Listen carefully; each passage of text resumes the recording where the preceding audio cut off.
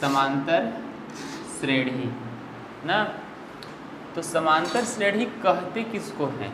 सबसे पहला बात तो यही आता है, इसी को अंग्रेजी में हम लोग कहते हैं अर्थमेटिक प्रोग्रेशन। Arithmetic progression. अब अर्थमेटिक प्रोग्रेशन या समांतर श्रेणी कहेंगे किसको भाई?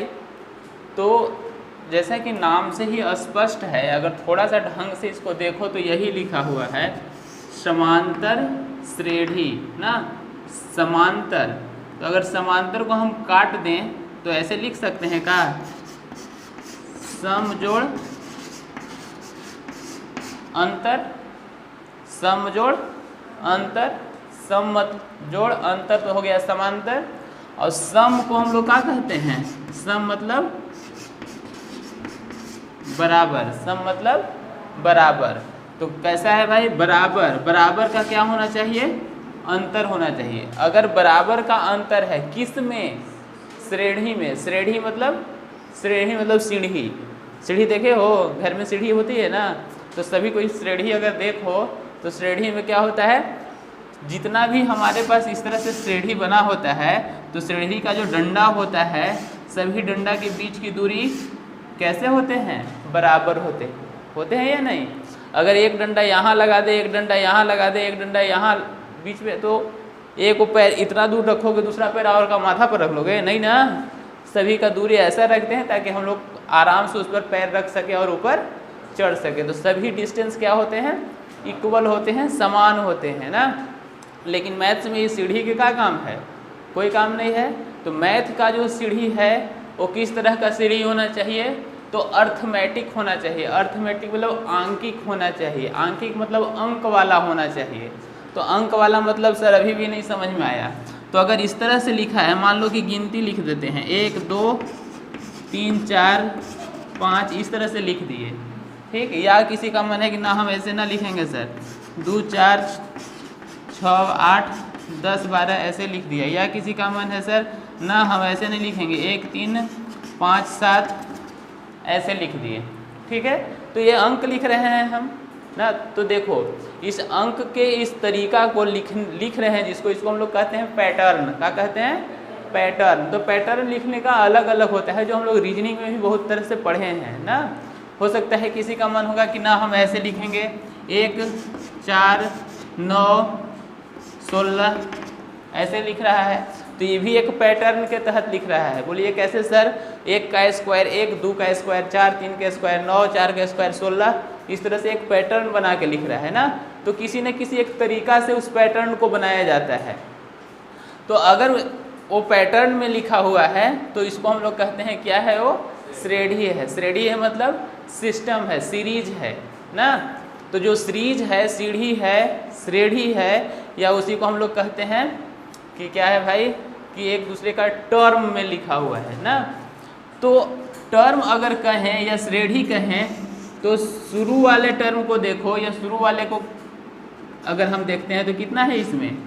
1। दूसरा वाला कितना है इसमें? 4, ठीक। तो अंतर कैसे निकालते हैं? अंतर तो तब न निकालेंगे जब ऊपरे वाला में से नीचे वाला घटा कर देखेंगे।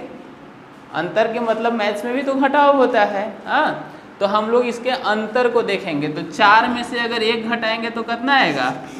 4 में से 1 3।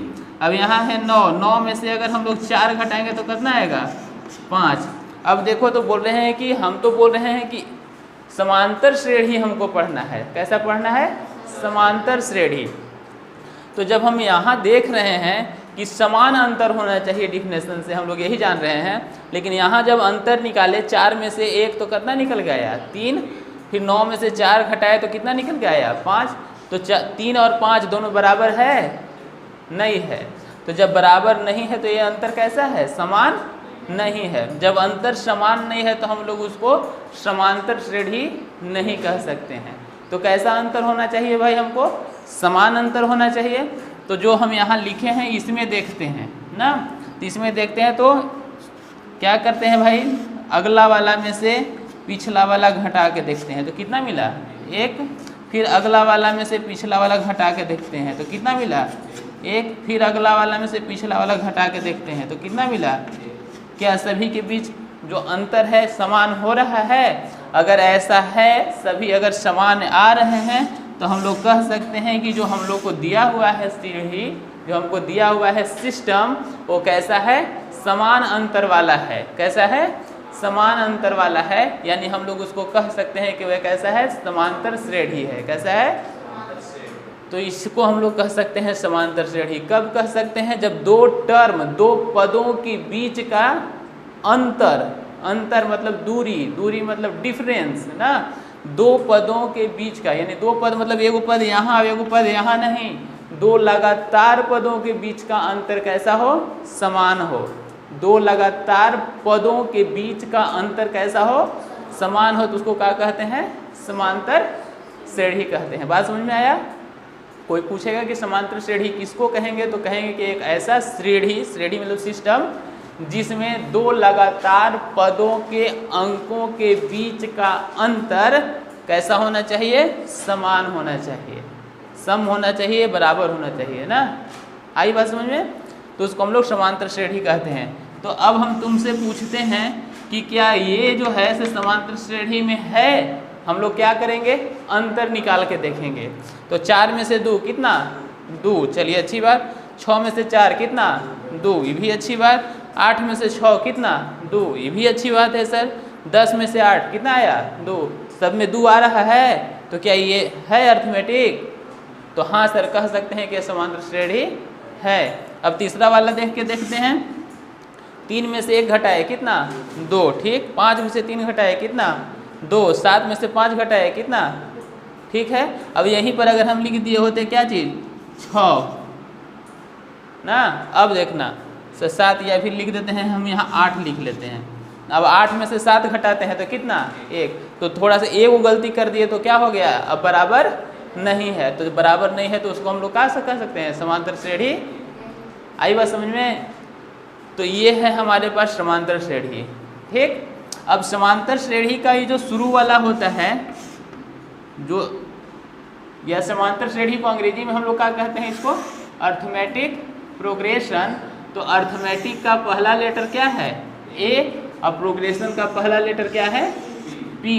तो इसलिए कभी कभी हम लोग नहीं, हमेशा ही बुक में भी यही बात लिखा रहता है। इसको शॉर्ट में क्या कह देता है? एपी। क्या कह देता है? एपी ना। तो हम लोग भी यहाँ शॉर्ट में क्या लिखेंगे? अगर अंतर निकाल के देखें और बराबर आ गया तो हम लोग भी बोलेंगे कि यह जो दिया हुआ सिस्टम है क्या है? एपी में है। क्या में है? तो एपी में मतलब समझ में आएगा ना, अर्थमेटिक प्रोग्रेशन। अर्थमेटिक प्रोग्रेशन मतलब समांतर श्रेणी। अब एपी मतलब अकेले में मत समझ लेना कि अरे तो अकेले में लिखा है, ऐसा नहीं है। एपी माने अर्थमेटिक प्रोग्रेशन ना। चलो अब भाई जो हम लोग देख रहे थे ये तो सिस्टम समझ में आया सर कुछ कुछ। अब देखना, ये जो शुरू वाला होता है ना, इसको कहते हैं प्रथम पद। क्या कहते हैं? क्या कहते हैं? प्रथम पद। क्या कहते हैं इसको? प्रथम पद। अब इसको सूचित करते हैं हम लोग ए से। कैसे सूचित करते हैं? ए से। शुरू वाले जो भी एपी वाला है, तीनों के तीनों एपी में है। तीनों के तीनों क्या है? एपी में है। एपी में है। तो इसमें सभी में पहला वाला जो है, इसमें कितना है? 2। इसमें कितना है? 1। इसमें कितना है? 1। तो इसको हम लोग क्या कहते हैं? प्रथम पद। अंग्रेजी में इसी को कहेंगे फर्स्ट टर्म ना। और डॉट डॉट अगर कहीं अंत में दिया है, मान लो यहाँ दे देता है 100 ऐसे ना, तो इसको बोलेंगे अंतिम पद। क्या कहेंगे? अंतिम पद। अंतिम पद अंग्रेजी में बोलेंगे लास्ट टर्म ना। और इसी को हम लोग लिखते हैं, चाहे तो लिख लो AN। क्या लिखते हैं? AN। AN मतलब अंतिम टर्म। अब टर्म लास्ट टर्म कितना है पता नहीं है, इसलिए यहाँ क्या लिख देते हैं? N। तो पूरा टर्म को अगर हमारा AP में लिखना है तो हम लोग ऐसे लिखेंगे। अगर हम लोग को AP लिख रहे हैं तो A ना, तो ये तो A हो गया, यानी A1 हो गया। प्रथम पद है तो A1। तो यहाँ लिखेंगे 2, 3, 4 ऐसे, और कहाँ तक जाएगा? N तक ना। तो ये कितना लिखा हुआ है? A, या फिर हम इसी को कह सकते हैं A1। तो A1 लिखें या A लिखें, A को हम लोग क्या बोल दिए हैं? प्रथम पद। तो एक लिखेंगे तो वो प्रथम ही रहेगा, और A लिखेंगे तो पर भी हम उसको क्या बोलते हैं? प्रथम पद। कभी कभी बुक इसको हम लोग के पास T1 T2 T3 लिख के देता है। टी इसलिए लिखता है क्योंकि इसको हम लोग क्या कहते हैं, टर्म कहते हैं। क्या कहते हैं, टर्म कहते हैं। तो कोई कोई हम लोग बुक में T1 T2 T3 लिखा हुआ रहता है, तो उसे घबराना नहीं, वो इसी बात को लिखा है। जैसे हम लोग A1 A2 A3 लिख रहे हैं तो ये T1 T2 T3 लिखा है। आई बात समझ में। अब क्या करते हैं भाई, ये जो अंतर निकाल रहे थे ना, ये अंतर, ये जो घटा घटा के हम लोग अंतर निकाल रहे थे, इस अंतर को हम लोग कहते हैं सारो अंतर। क्या कहते हैं, सारो अंतर, मतलब सब में अंतर। देखो सब में ही तो अंतर निकाल रहे थे ना, तो उसको कहते हैं सारो अंतर। सारो अंतर को क्या कहते हैं, कॉमन डिफरेंस। Common difference. अब इसको हम लोग यहाँ दिखाते हैं छोटा लेटर डी से। क्या चीज़ से दिखाते हैं, छोटा लेटर डी से। तो कॉमन डिफरेंस किसको कहेंगे, दो लगातार टर्म के बीच में जो अंतर निकालते हैं तो इसको कहते हैं डी। इसको क्या कहते हैं, डी। क्या कहते हैं, डी। तो अब सब में डी न कह के इसको भी हम लोग कह सकते हैं D1 D2 D3। आई बात समझ में। पहले दो टर्म के बीच में निकाले तो उसको D1, उसके बाद वाला दो के बीच में निकाले तो D2, उसके बाद वाला हम निकालते हैं तो D3। तो इस तरह से इस D1 D2 D3 क्या है हमारे यहाँ, सारो अंतर है। ठीक है। तो अब फिर से एक बार सुन लो, एपी किसको कहते हैं, वैसे सिस्टम, वैसे टर्म के गुच्छा, वैसे पद्धति जिसमें लगातार दो टर्म या दो पदों के बीच का डिफरेंस ना कैसा हो, समान हो, तो उसको हम लोग कहते हैं समांतर श्रेणी। जो डिफरेंस निकालते हैं उसको कहते हैं सारो अंतर यानी कॉमन डिफरेंस ना।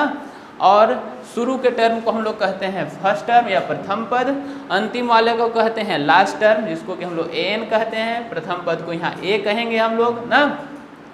और इस तरह से हम लोग फिर डी निकालने के लिए, डी कैसे निकालेंगे, तो डी निकालने के लिए अगला पद में से पिछला पद को घटा के, मतलब A2 माइनस A1 करके, तो इसको हम लोग कहते हैं क्या चीज़, D1। तो इसको कहते हैं कि ये सारो अंतर इस तरह से निकालेंगे, हर एक अगला पद में से पिछला पद को घटाएंगे, जो हमको मिलेगा उसको सारो अंतर कहेंगे। आई बात समझ में। पहला क्वेश्चन में वर्ड प्रॉब्लम है ना, तो पहला क्वेश्चन हम लोग इस एक्सरसाइज को ख़त्म करेंगे ना, तो फिर बाद में उसको फिर से हम लोग देख लेंगे। और हो सकता है कि हमको बताने से पहले आपसे बन जाए, उतना टफ नहीं है, लेकिन हाँ वर्ड प्रॉब्लम है तो देख के शायद घबरा जाओ, इसलिए पहला ना बता के हम लोग दूसरा से चलते हैं ना। तो दूसरा क्वेश्चन क्या बोला है, दूसरा क्वेश्चन बोलता है कि दी हुई एपी के प्रथम 4 पद लिखिए। क्या बोलता है कि दिए हुए एपी का, किसका, एपी का, एपी मतलब समझ में आ रहा है ना, अर्थमेटिक प्रोग्रेशन। दिए हुए एपी का प्रथम 4 पद लिखिए, जबकि प्रथम पद ए और सारो अंतर डी दिया हुआ है। कितना है भाई, तो प्रथम पद हमको दिया है 10 और सारो अंतर भी दिया है हमको 10। अब हमसे पूछा है कि एपी का 4 पद लिख के दिखाइए। एपी का कितना पद, 4 पद। अब देखो एपी हम लोग लिखेला बताए थे ए या A1 A2 A3 A4, यही 4 को लिखना है ना।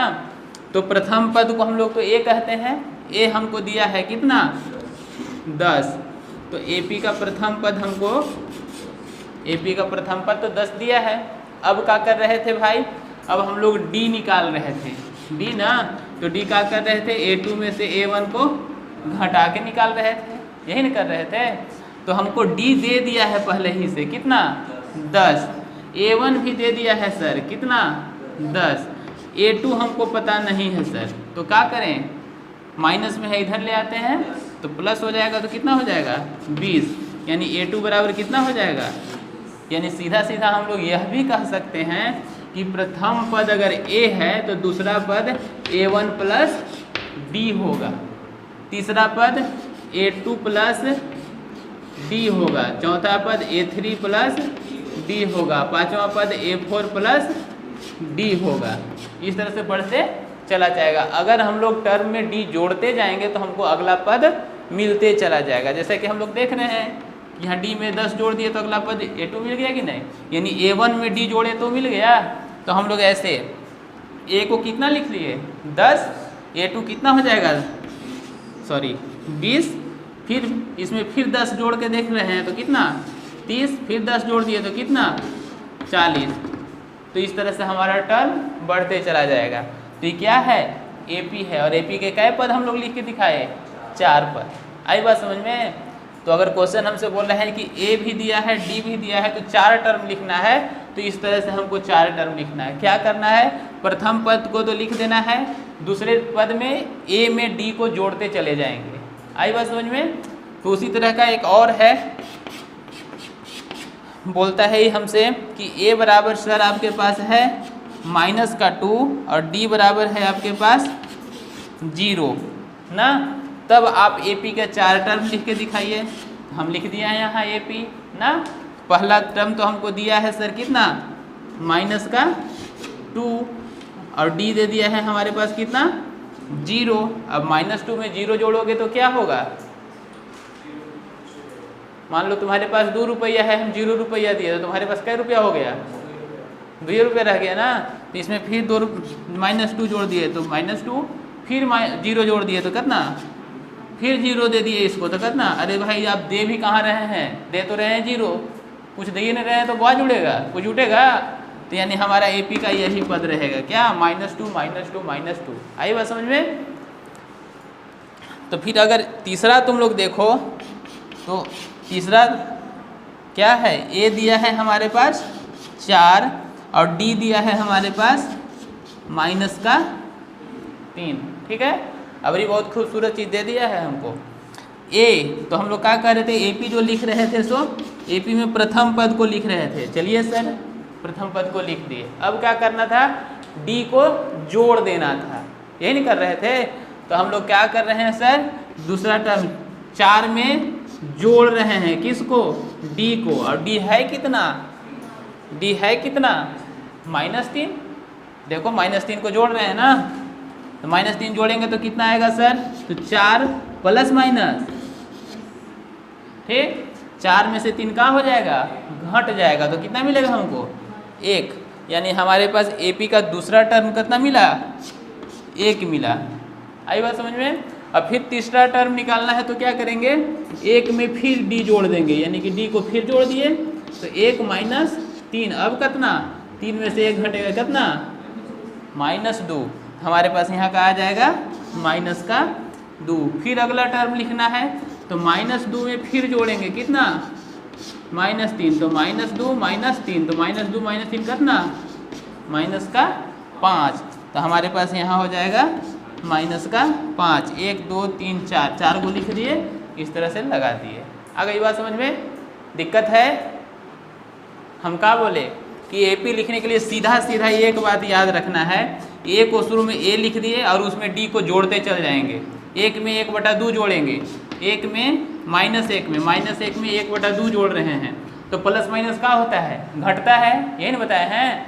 तो इसको घटाव आता है ना, क्या हो जाएगा, या सीधा जान जाओ ना, 1 में से आधा घटा दोगे तो कितना होगा, 1 में से आधा घटाएंगे तो कितना आएगा, 1 रोटी है आधा खा गए तो कितना बचा, आधे न बचा। तो जब 1 में से आधा, 1/2 मतलब आधा, अगर नहीं समझ में आ रहा तो ऐसे करो, 2 1 के लघुत्तम 2, यहाँ -2 यहाँ +1, 2 में से 1 घटाएंगे तो कितना, 1/2। चिन्ह के कर रहता है बड़ा का, तो यहाँ बड़ा का चिन्ह कितना है माइनस, तो यहाँ क्या रहेगा, तो यहाँ -1 लिखे। अगला का हो गया -1/2 हो गया। फिर -1/2 में फिर जैसे 1/2 जोड़ेंगे, 1/2 में फिर D जोड़ के देखेंगे तो फिर कितना भाई, 1/2 यहाँ सर माइनस में है और जोड़ना है 1/2 प्लस में, तो प्लस माइनस का हो जाएगा, दोनों एक जैसा है तो प्लस माइनस का होगा, घट जाएगा, घटेगा ना। तो ये दोनों घट जाएगा तो कितना हो जाएगा 0। अब फिर 0 में हमको 1/2 जोड़ना है, तो 0 में कुछ जोड़ेंगे तो वही आएगा। तो क्या 1 2 3 4 चारे को ना लिखना था, ना लिखाया, लिखाया हाँ। इसको कहेंगे कि AP में है। क्या बोले, समझ में आया क्या बोले हम, कि जब भी AP हमको लिखना है और A और D दिया हुआ है तो एकदम एक लाइन एकदम ठेठ देहाती में याद रखो कि A को चुपचाप लिख दो, 1.25 लिख दिए, और ओकरा में डी जोड़ दो तो 1 रुपया 25 पैसा ये भी माइनस में है, अभी भी क्या है माइनस में है। तो माइनस माइनस क्या होता है जुटता है, क्या होता है क्या होता है जुटता है, और चिन्ह माइनस का ही रहता है, चिन्ह क्या रहता है माइनस का। तो शुरू वाला तो यहाँ लिख दिए। अब इसमें 25 में फिर 25 में 50 जोड़ेंगे तो कितना आएगा, 25 में 50 जोड़ेंगे तो कितना 75। हाँ तो कितना हो जाएगा -1.75। फिर 75 में 50 जोड़ेंगे तो कितना आएगा 50 ही था ना कि 25 था, 25 था।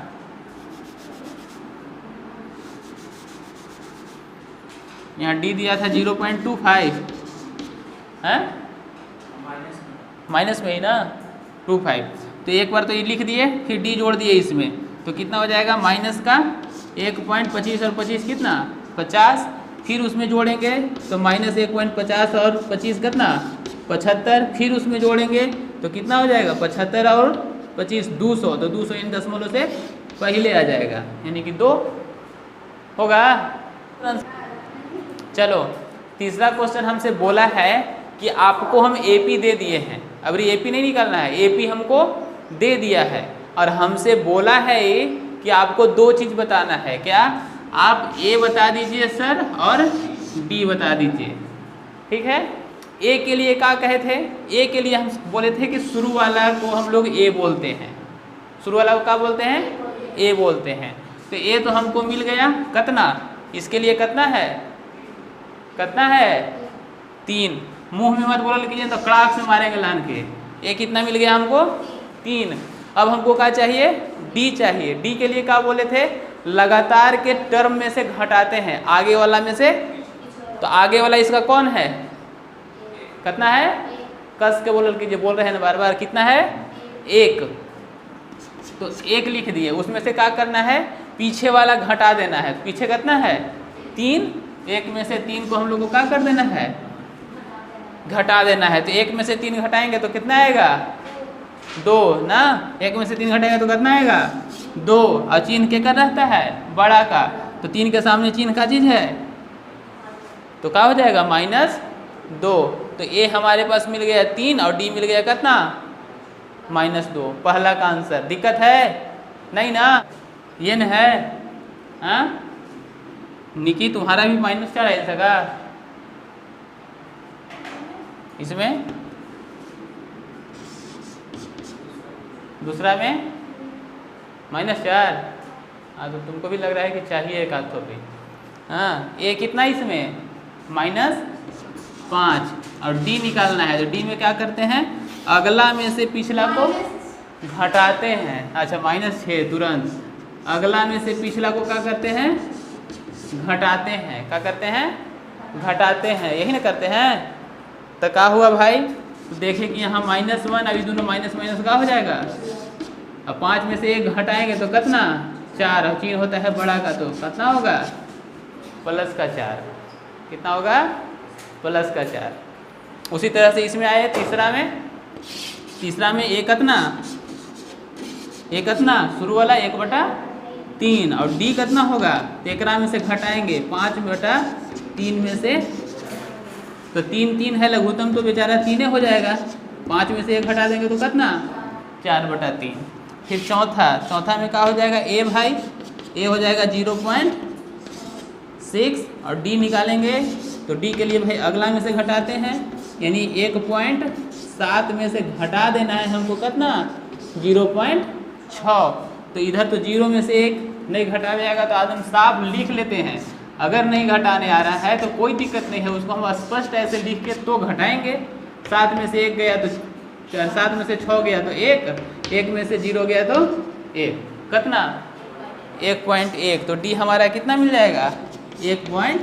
ये आंसर है कि जो निम्नलिखित क्वेश्चंस हैं पहले तो बताना है कि एपी में है या नहीं है। पहला काम ना, पहला काम है कि हमको पता करना है एपी में है या नहीं है। और दूसरा काम है कि अगर एपी में है ना, यदि एपी में है तो उसका सार्वंतर ज्ञात कीजिए और क्या कीजिए उसके 3 गो पद भी लिखिए। जैसे यहाँ 1 2 3 4 5 गो दिले है तो 3 गो और लिखना है।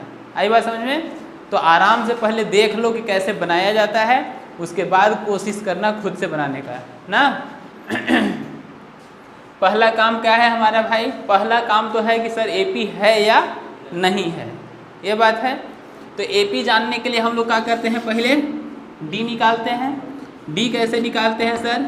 अगला में से पिछला को घटा के, 4 में से 2 घटा दिए, कितना आया? तो इतना से तो कंफर्म नहीं, इसलिए इसको हम क्या कह दिए? D1। फिर D2 निकाल के देखते हैं। तो D2 क्या? अगला में से पिछला ना। तो अगला है 6, 6 में से पिछला घटा दिए 4, कितना निकल के आया? क्या दोनों बराबर आया?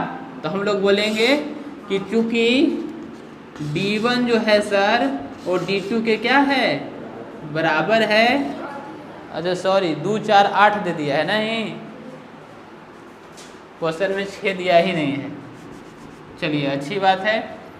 तो हमारे पास क्या हो गया? यहाँ तो 2 आ गया, यहाँ है हमारा 8 माइनस 4, 8 माइनस 4, 8 में से 4 घटाए तो कितना आया? 4। अब बताओ दोनों बराबर है? तो D1 D2 के बराबर। अब बराबर नहीं है तो क्या है? AP में भी, AP में नहीं है। बोलेंगे क्या ये AP में है? तो बोलेंगे नो, ये AP में नहीं है। तो जब AP में है ये नहीं है तो आगे हमको कोई काम नहीं करना है। हमको तब आगे काम करना है जब AP में होगा। ये AP में है, ना है तो आगे हमको कोई काम नहीं करना है, इसका काम यहीं ख़त्म। ठीक, फिर अगला के पास तब हम लोग चलेंगे। अब फिर निकालेंगे हम लोग क्या चीज़? D1। उसके लिए क्या करेंगे? 5/2 में से हम लोग इसको घटाएंगे ना। तो घटाएंगे कैसे भाई? लघुत्तम लेंगे 2, 5, 2 दूनी के 4, घटा दिए तो कितना आया? 1/2। फिर D2 निकालेंगे, फिर एकरा में से एकरा घटाएंगे, यानी कि 3 में से सर 5/2, लघुत्तम ले लो, 2 3 दूनी के 6 माइनस 5, घटा के आया कितना? 1/2। दोनों बराबर है? हमको तो लग रहा है कि है। तो हम लोग फिर से लिखेंगे कि हाँ सर, चूँकि क्या लिखेंगे? D1 जो है तो किसके बराबर है? D2 के बराबर है, इसलिए हमको जो दिया है वो क्या है? AP में है। अब इसके बाद कष्ट शुरू होगा। अगर AP में है ना तो उसका D बताइए, यानी सार्वंतर बताइए। तो सार्वंतर कितना है इसका? 1/2 है। ठीक, और अगला 3 पद लिख के दिखाइए, बताइए अगला क्या पद? 3 पद। तो कै गो हमारे पास है सो देख लो, 1 2 3 4, 4 गो हमारे पास है। हमको चाहिए 5वां पद, 6ठा पद, 7वां पद, यही चाहिए। हम लोग क्या बताए थे भाई? अगला पद निकालने के लिए पिछला पद में से D को जोड़ देते हैं, यही ना बताए थे। तो 5 के पीछे कौन होगा? 5 के पीछे कौन होगा? 4 होगा, और 4 में क्या जोड़ देना है हमको? D जोड़ देना है, यही नहीं करना है।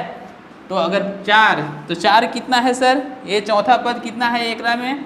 7/, तो यहाँ लिख दिए 7/2।